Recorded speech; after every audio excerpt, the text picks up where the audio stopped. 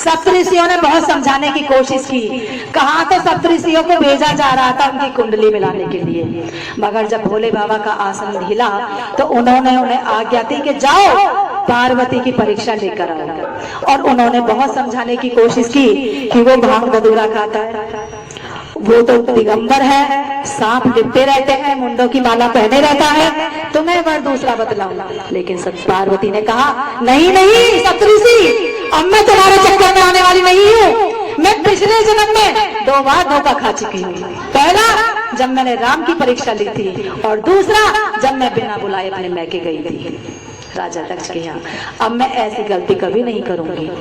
तो सप्तऋषि जय जयकार करते हुए चले गए भोलेनाथ के पास और कहने लगे क्या, शिव है हमारे नैन की ज्योति, शिव है हमारे उपकार, शिव है हमारे जीवन का, शिव है हमारे मुख के बाण, शिव है हमारे पति परमेश्वर, उनसे बड़ा न मेरा।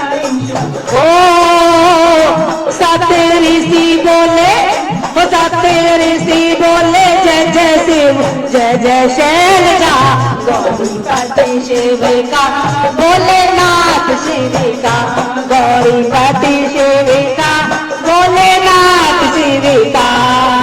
सप्तऋषि हर्षित हो चलते, पार्वती की चर्चा करते, जाकर शिव ने वचन सुनाया, पार्वती जी का गुण गाया। शिव जी उमा प्रेम सुन पाए, तो मन जिज्ञासा उपजाए। तो पार्वती का तब सुन कर आसक्त डोले शिव का, गौरीपति शिव का भोलेनाथ शिव का, गौरीपति शिव का भोलेनाथ शिव का। भोलेनाथ जी के पास सप्तऋषि जाते हैं और वो समाधि में लीन होते हैं। उनको जगाने का एक ही रास्ता होता है, वो क्या है, उनकी स्तुति करते हैं जाकर सप्तऋषि। जय जय जय विष्णु, जय जय जय विश्वाम्बर शंकर, जय जय पशुपतिनाथ,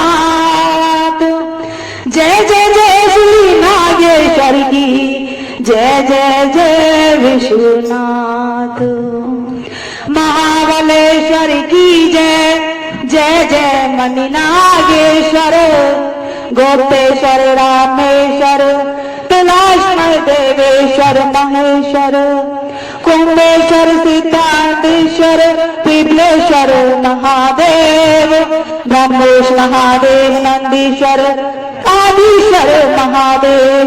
बोलिए पशुपतिनाथ की जय, बोलिए भूतनाथ की, भूतेश्वर नाथ की, शिव पार्वती की जय हो।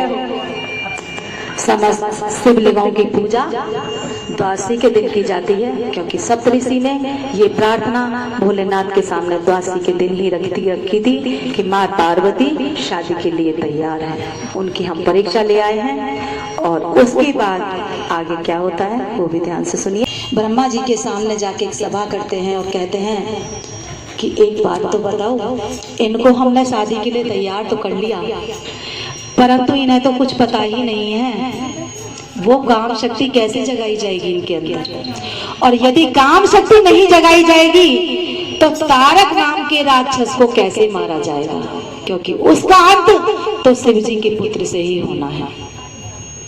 सभी सोचने लगे तो ब्रह्मा जी को याद आया, क्योंकि वो आदेश बहुत देते थे। उधर दक्ष को दिया क्योंकि वो उनके पुत्र थे, इधर कामदेव को दिया क्योंकि वो उनके पुत्र थे। अपने पे ही अधिकार होता है। सभा हुई और सभा में सोचा गया, ब्रह्मा जी ने आदेश दिया कामदेव को। बस जैसे ही कामदेव के पास आवाज आई, उन्होंने सोच लिया मेरी तो मृत्यु का निमंत्रण आ गया। भोलेनाथ को उन्होंने पुष्प बाण मारा काम शक्ति जगाने के लिए, और जैसे ही उन्होंने पुष्प बाण मारा वैसे ही भोलेनाथ का तीसरा नेत्र खुला और उसी वक्त अंगारों की तरह देखता हुआ कामदेव का शरीर जमीन पर गिर गया। एक तरफ तो कामदेव के शरीर के जलने का दुख सभी देवताओं को, और दूसरी तरफ भगवान भोलेनाथ के सामने प्रस्ताव था, उन्होंने वर दिया था, खुद भोलेनाथ ने ही वर दिया था कि मेरे पुत्र से ही मृत्यु होगी। तो दूसरी तरफ ब्रह्म सभी देवताओं को खुशी हुई कि अब हमारा सारा राजपाट वापस मिल जाएगा, जो उन्हें तारक नाम का राक्षस परेशान कर रहा था। भोलेनाथ शिविका गौरीपति शिविका, गौरीपति शिविका, हो बड़ी श्रद्धा से, हो बड़ी शक्ति से, हो बड़ी श्रद्धा से कर लो नाम शिविका, गौरीपति शिविका, भोलेनाथ शिविका, गौरीपति शिविका, भोलेनाथ शिविका। कामदेव को सबने मनाया, कामदेव कैलाश पे आया, फूलों का वो बाण चलाया, शिव के मन में काम जगाया, विचलित हो गए थे शिव शंभु।